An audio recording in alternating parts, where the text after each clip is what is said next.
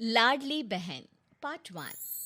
सुमित के माँ बाप के गुजर जाने के बाद उसने ही अपनी बहन अंजलि को पाल पोस कर बड़ा किया था और उसे बहुत प्यार के साथ रखा था। सुमित की शादी जब नैना के साथ हुई तो कुछ ही टाइम में वो भी समझ गई कि सुमित इस दुनिया में अगर सबसे ज़्यादा किसी से प्यार करता था तो वो सिर्फ अंजलि है। उसे दोनों भाई बहन के प्यार से किसी तरह की कोई शिकायत नहीं थी।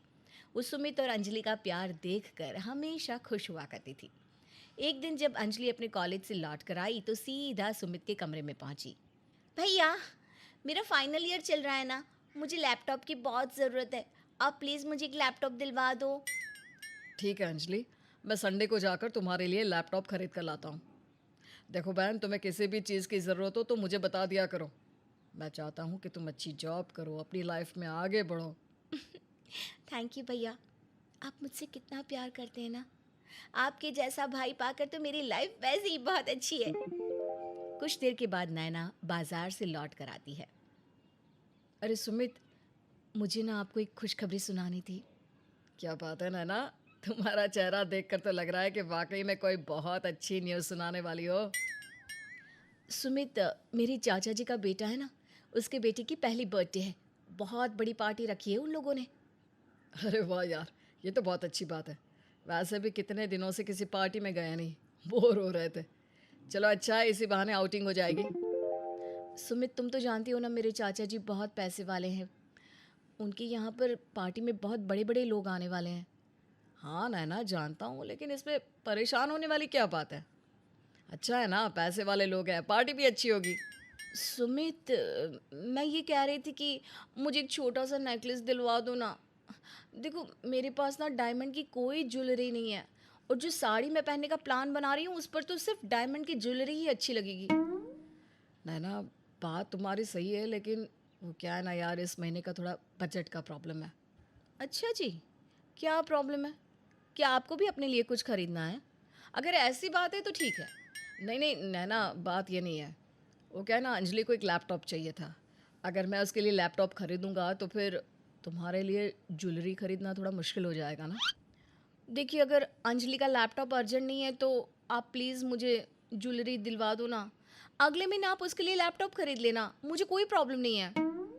देखो नैना, लैपटॉप उसके लिए अर्जेंट नहीं है, लेकिन फिर भी मैं जानता हूँ कि अगर मैंने उसे अभी नहीं दिलवाया तो वो उदास हो जाएगी, और मैं अपनी बहन को उदास नहीं देख सकता। ठीक है, आप अंजलि को लैपटॉप दिलवा दीजिए।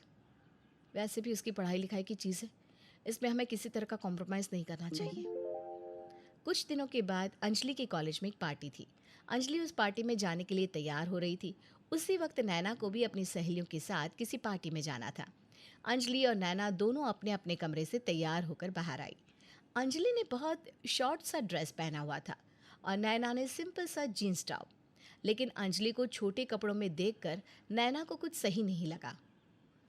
अंजलि, ये तुमने किस तरह के कपड़े पहने हैं? ये ड्रेस तो बहुत शॉर्ट है।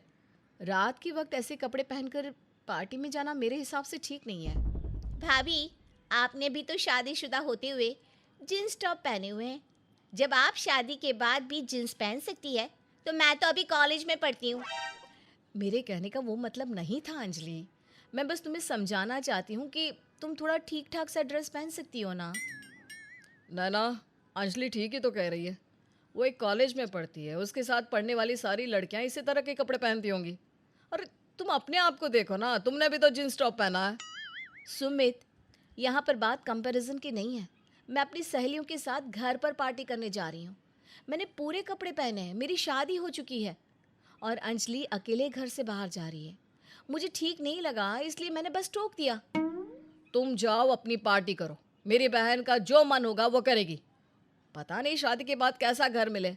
अभी मैं उस पर किसी भी तरह की कोई रोक टोक नहीं लगाना चाहता। और इस तरह से सुमित अंजलि को समझाने के बजाय हर बार नैना को किसी न किसी बात पर टोक दिया करता। पर नैना को इन बातों का कभी बुरा नहीं लगा। एक दिन ऑफिस से आने के बाद सुमित ने एक बड़ा सा मिठाई का डिब्बा नैना को देते हुए कहा। नैना, वो दिल्ली वाले मामा जी हैं ना, वो हमारे घर आने वाले हैं, इसलिए मिठाई ले आया हूँ। मामा जी सुबह ही आ जाएंगे। ये तो बहुत अच्छी बात है सुमित। अच्छा, ये बताइए उन्हें खाने में क्या पसंद है? सुबह का खाना मैं उनकी पसंद के हिसाब से ही बना दूंगी। देखो नैना, खाने का तो मुझे नहीं पता, लेकिन अंजलि से बहुत प्यार करते हैं मामा जी। इसलिए जो भी बनाओ अंजलि की पसंद का भी होना चाहिए। अंजलि की पसंद का खाना तो मैं रोज़ बनाती हूँ सुमित, लेकिन आज मामा जी के लिए कुछ स्पेशल बनाती हूँ ना। अरे मामा जी इस उम्र में कौन सा बहुत खाने वाले हैं। अगर मेरी अंजलि खुश तो दुनिया खुश। ठीक है सुमित, जैसा आप कहते हैं वैसा ही करूँगी मैं। अगले दिन सुबह के वक्त। अरे बेटा स्मित, नैना बहू, कैसे हो तुम लोग? अंजलि कहीं नजर नहीं आ रही बेटा। नमस्ते मामा जी। वो क्या है ना, अंजलि कॉलेज गई है, लेकिन दोपहर तक वापस आ जाएगी। आपके आने की खबर सुनकर बहुत खुश थी। हाँ मामा जी, आप तो जानती हैं कि वो कितना क्लोज है आपसे। मुझे भी मेरी अंजलि बिटिया बहुत प्यारी है। जब से मेरी बहन इस दुनिया को छोड़ कर गई, तब से अंजलि के अंदर ही मुझे अपनी बहन नजर आती है। मेरी तो आंखें तरस रही है अपनी बेटी से मिलने के लिए। ज़्यादा इंतज़ार नहीं करना पड़ेगा आपको। खाने के वक्त से पहले आ ही जाएगी आपकी प्यारी बेटी। दोपहर के वक्त तक अंजलि कॉलेज से लौटकर आ जाती है। मामा जी कैसे हैं आप? देखिए आपके लिए मैं कॉलेज अधूरा छोड़कर भाग कर आ गई। आपसे मिलने के लिए बहुत उत्सुक थी मैं। मेरी बेटी कितनी बड़ी हो गई हो, और कितनी सुंदर भी। और ये कपड़े तो तुम पर बहुत जचते हैं। रानी बिटिया, यहाँ आओ, मेरे पास बैठो। ये बताओ, कोई परेशानी तो नहीं है ना? परेशानी क्यों होगी? सुमित भैया मुझसे इतना प्यार करते हैं, बहुत ख्याल रखते हैं मेरा। और नैना बहू, मेरा मतलब तुम्हारी भाभी, वो तुम्हारा ख्याल रखती है या नहीं? अब क्या बताऊँ आपको, मम्मी पापा होते तो बात ही कुछ और थी। वो भाभी है मेरी, लेकिन ठीक ही है। अब क्या कह सकती हूँ उसके बारे में। अरे नहीं नहीं बेटा, तुम्हारे मम्मी पापा नहीं हुए तो क्या हुआ? तुम हमारे लिए हमारी सगी बेटी हो। बताओ क्या किया नैना बहू ने? ऐसा तो कुछ किया नहीं है मामा जी, लेकिन हर बात पर मुझे टोकती रहती है। मेरे कपड़ों पर, खाने पीने की चीज़ों पर, यहाँ तक कि भैया अगर मेरे लिए कुछ खरीद कर लाना चाहते हैं तो उस पे भी प्रॉब्लम क्रिएट कर देती है। नैना को देखकर ऐसा लगता तो नहीं है, लेकिन अगर ऐसी बात है तो मैं उसे समझाऊंगा। नैना उस वक्त वहाँ पर नहीं थी। कुछ देर के बाद जब वो मामा जी सुमित और अंजलि के लिए खाना लगा देती है और सब लोग खाना खाने लगते हैं। अरे क्या बात है बहू, तुमने तो पालक पनीर भी बनाया है। हमारी पसंद का बहुत ख्याल रखा है। घर के बाकी लोगों का भी ख्याल रखा करो बेटा। जी बिल्कुल मामा जी। पर मैं आपकी बात समझी नहीं।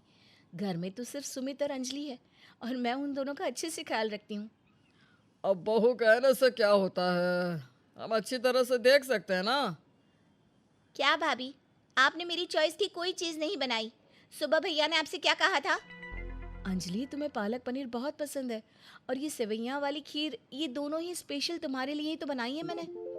लेकिन भाभी आप जानती हैं ना, आजकल मैं मीठा अवॉइड करती हूँ और पालक पनीर तो मैंने कब से खाना छोड़ दिया है। मुझे माफ़ कर दो अंजलि, मुझे लगा ये सब तुम्हें पसंद है इसलिए। देखो बहू, तुम्हारे सास ससुर नहीं है और अंजलि तुम्हारी ननद है।